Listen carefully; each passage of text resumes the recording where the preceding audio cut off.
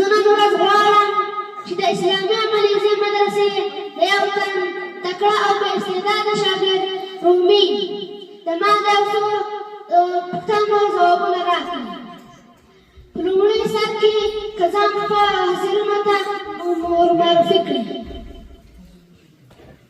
زه رومي د امین زوی د مریضو د کلي اوسېدونکی یم. د اسلامي جامعه مدرسې درسونو کې بوخت یم.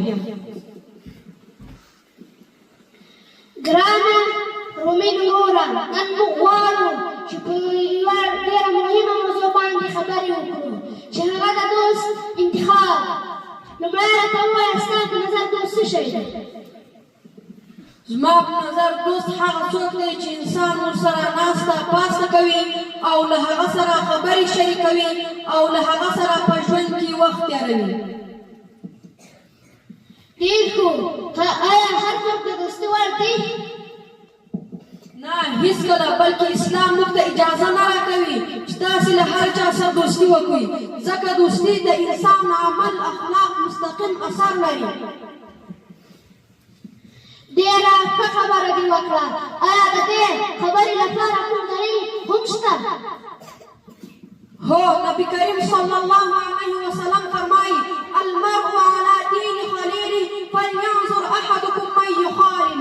یعنی انسان د خپل دوست په دین او طریقه وي، نو هر یو دې وګوري چې د چا سره دوستي کوي. سبحان الله، دا خو ډېره سخته تنبیه ده. نو اوس راته دا ووایه چې ښه دوست څوک دی؟ ښه دوست هغه څوک دی چې تا د الله تعالی یاد ته رابولي او تا لمانځه او صفت او علم ته تشویق کړي او تا له ګناه څخه رامنع کړي او تا او ستا په ناموجودګي کې هم ستا خیر غواړي او دا ډول دوست انسان ته د جنت لاره هم اسانوي. ماشاء الله.